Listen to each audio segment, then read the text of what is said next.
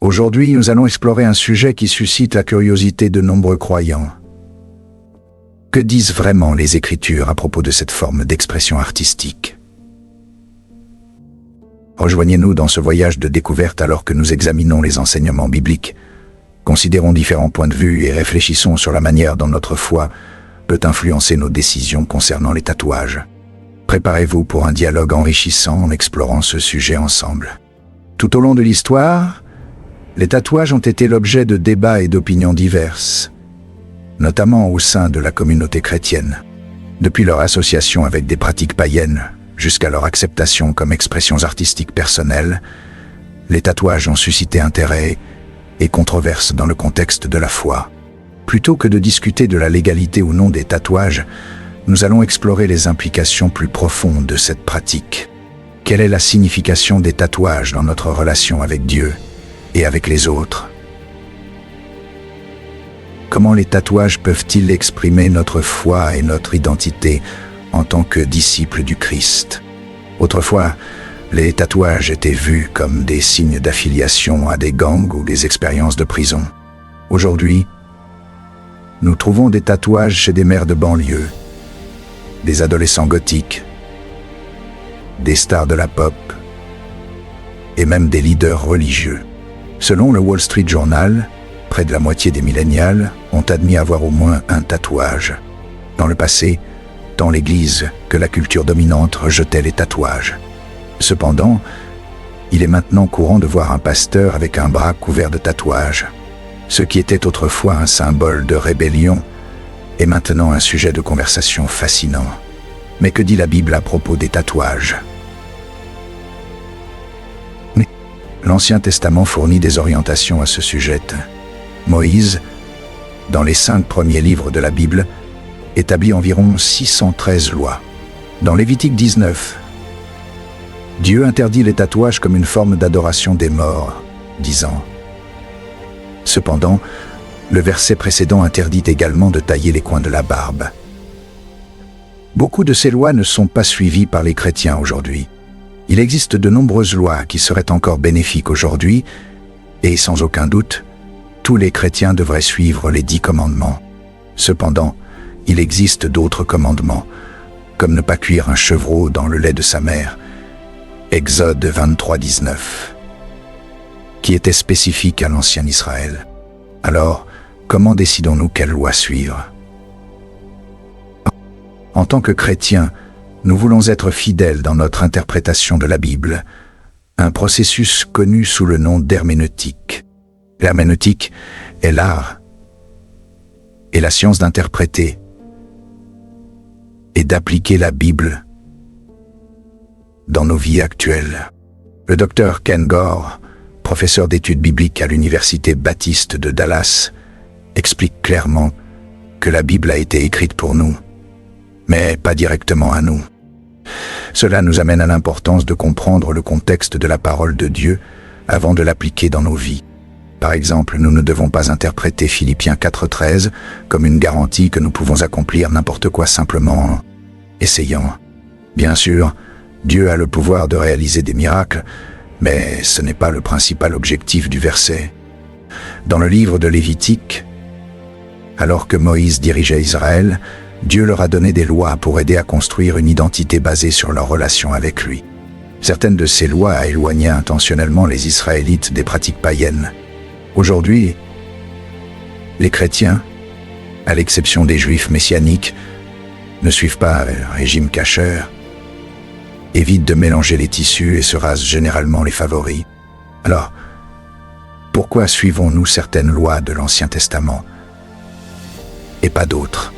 Il y a un grand débat sur l'applicabilité de certaines lois après la Nouvelle Alliance. Parfois, le Nouveau Testament permet des changements spécifiques, comme lorsque Marc écrit. D'autres fois, la Bible dit que nous sommes libérés des anciennes lois juives et que nous n'avons pas besoin de suivre le système sacrificiel. Cependant, Jésus continue de condamner l'adultère, allant même plus loin en affirmant que la luxure est aussi pécheresse que l'adultère. Matthieu 5, 27-29. L'interdiction biblique des tatouages nous amène à réfléchir aux raisons derrière cette instruction divine. Pour comprendre pleinement la signification de cette interdiction, il est crucial de considérer le contexte historique et culturel dans lequel elle a été donnée. À l'époque où ces mots ont été écrits, la société dans laquelle vivaient les Israélites était imprégnée de pratiques religieuses et culturelles que Dieu considérait comme abominables. Bon nombre de ces pratiques impliquaient des modifications corporelles, y compris des tatouages, dans le cadre de rituels de culte des dieux païens et de pratiques de deuil pour les morses. Dieu, dans sa sagesse, a donné ses instructions spécifiques à son peuple pour les protéger de se laisser entraîner par les coutumes païennes qui les entouraient. Il a interdit les tatouages dans le cadre d'un appel plus large à la sainteté et à la séparation du peuple d'Israël du monde qui les entourait. Cela nous amène à nous demander si ces mêmes préoccupations et contextes culturels s'appliquent également à nous dans la société contemporaine. En réfléchissant à cette interdiction dans le contexte moderne, nous devons considérer si les tatouages sont encore associés à des pratiques religieuses ou culturelles qui contredisent les principes bibliques. De plus, nous devons examiner si la motivation derrière nos désirs de faire des tatouages reflète un respect approprié pour notre corps, qui est un temple du Saint-Esprit selon les enseignements bibliques. Cette réflexion nous invite à discerner si les tatouages dans notre société contemporaine représentent encore une déviation des valeurs et de la sainteté que Dieu nous appelle à maintenir en tant que ses disciples. Le mot tatouage n'est pas clair dans la langue hébraïque. Certaines traductions de la Bible utilisent le mot tatouage pour traduire un terme hébraïque qui est plus ambigu. Le mot hébraïque kaka peut également signifier incision ou marque. Certains érudits interprètent ce mot comme marque. Il y a un grand débat sur l'applicabilité de certaines lois après la Nouvelle Alliance. Cependant, la plupart des érudits hébraïques s'accordent à dire que kaka se réfère à l'acte de percer la peau pour introduire de l'encre, créant des marques permanentes. À cette époque, les tatouages étaient plus susceptibles de provoquer des infections et d'autres risques pour la santé. Mais ce n'est probablement pas la principale raison pour laquelle l'Ancien Testament interdit les tatouages. Pourquoi les Israélites ne pouvaient-ils pas se faire tatouer?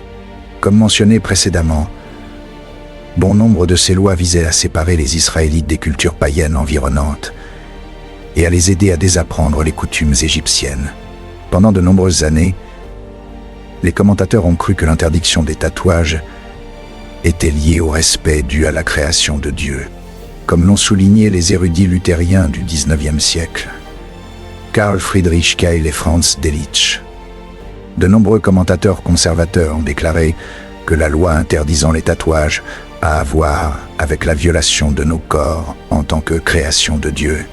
Bien que cette position soit compréhensible, nous comprenons maintenant que cette loi a probablement été donnée pour protéger les Israélites de s'associer au culte païen et les aider à se libérer de leur esclavage. Historiquement, il semble qu'il y avait deux pratiques principales liées au tatouage pendant cette période. Certains tatouages étaient liés à l'esclavage. Des études récentes suggèrent que les tatouages étaient utilisés pour marquer les esclaves en Égypte. Comme Dieu venait de libérer les Israélites de l'esclavage, ils ne devaient jamais se considérer comme esclaves de l'Égypte.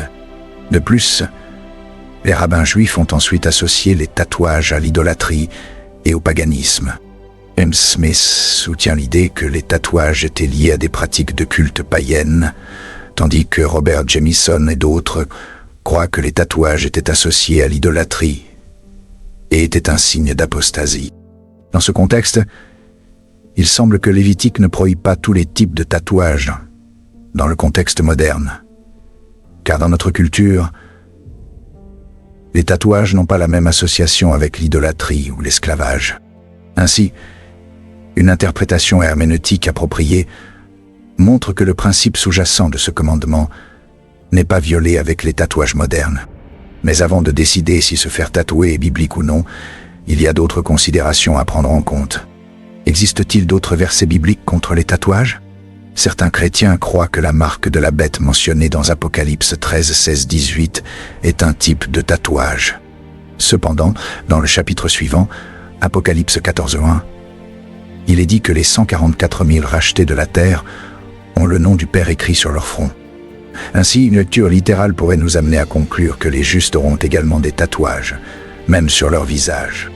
Il existe de nombreuses façons d'interpréter l'Apocalypse.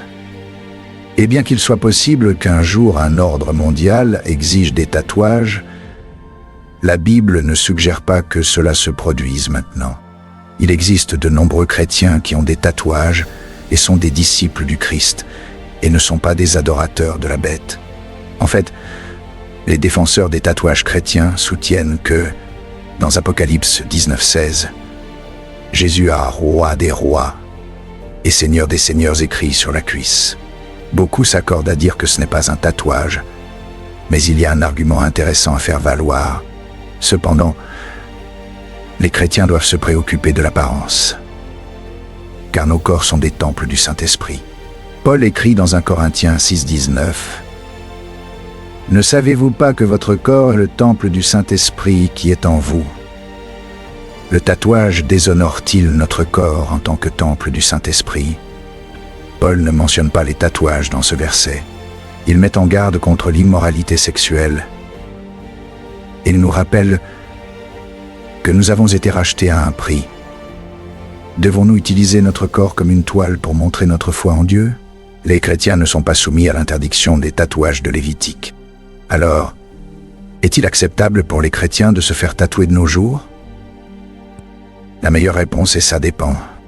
Notre corps est un temple du Saint-Esprit. Mais certains tatoueurs chrétiens disent que les tatouages peuvent glorifier Dieu. Dans Philippiens 4:8, Paul nous encourage à nous concentrer sur des choses vraies, nobles, justes, pures, aimables, admirables, excellentes et dignes de louange. Les tatouages de certains chrétiens glorifient Jésus. Et si cela aide à répandre l'Évangile, alors un tatouage peut être un outil utile pour glorifier Dieu. Vous devez vous demander pourquoi vous voulez un tatouage. Essayez-vous d'impressionner quelqu'un ou de vous rebeller? Voulez-vous provoquer de l'envie ou paraître cool? Les tatouages qui ne glorifient pas Dieu ne sont probablement pas bénéfiques. Cela ne signifie pas que vous devez faire un tatouage chrétien, mais considérez si votre tatouage déshonore Dieu d'une manière ou d'une autre. Par exemple, vous devriez éviter les tatouages vulgaires, violents ou sexuellement provoquants.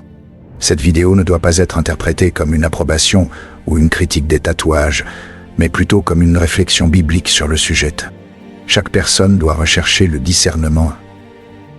En fin de compte, Dieu se soucie plus de notre cœur que des marques sur notre peau. Comme 1 Samuel 16:7 nous le rappelle, le Seigneur ne voit pas comme l'homme. L'homme regarde l'apparence, mais le Seigneur regarde le cœur. En envisageant de se faire tatouer, faites-le avec un cœur qui cherche à plaire à Dieu et à le glorifier dans tout ce que vous faites. Nous espérons que cette réflexion vous a été utile.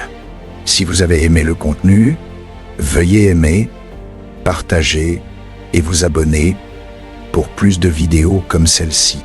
Faites-nous part de vos opinions dans les commentaires ci-dessous et continuez à nous suivre alors que nous explorons d'autres sujets intéressants à la lumière de la parole de Dieu. À la prochaine. Parlons d'un sujet qui suscite beaucoup de curiosité, les tatouages dans la perspective de la Bible. Que disent vraiment les Écritures à ce sujet ?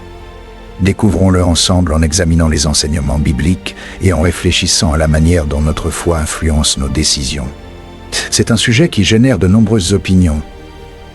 Et aujourd'hui, nous allons l'explorer en profondeur. Autrefois, les tatouages étaient vus comme des marques de rébellion ou d'affiliation à des gangs. Aujourd'hui, ils sont partout. Des maires de banlieue aux leaders religieux. Mais que dit la Bible à propos des tatouages ? Dans l'Ancien Testament, Moïse apporte environ 613 lois. Dans Lévitique 19. Mais qu'en est-il du verset précédent qui interdit de tailler les coins de la barbe? Et toutes les autres lois que nous ne suivons pas aujourd'hui? L'herméneutique, la science d'interpréter la Bible, nous aide à comprendre le contexte de ces lois. À l'époque de Moïse, les tatouages étaient liés à des pratiques païennes et à l'idolâtrie. Aujourd'hui, cela a changé. Les tatouages peuvent ne pas avoir la même association, mais nous devons encore réfléchir à nos motivations. Le Nouveau Testament nous libère de nombreuses anciennes lois, mais nous appelle encore à vivre de manière à honorer Dieu. Nos corps sont des temples du Saint-Esprit. Alors, une tatouage glorifie-t-il Dieu? Cela dépend de nos intentions et de ce que le tatouage représente. Certains tatouages peuvent glorifier Dieu, mais nous devons éviter les tatouages qui déshonorent Dieu d'une manière ou d'une autre. En fin de compte, Dieu se soucie plus de notre cœur que des marques sur notre peau. J'espère que cette réflexion vous a été utile. Si vous avez aimé, partagez et abonnez-vous à la chaîne pour plus de vidéos comme celle-ci. Laissez vos commentaires ci-dessous et continuez à nous suivre. À la prochaine.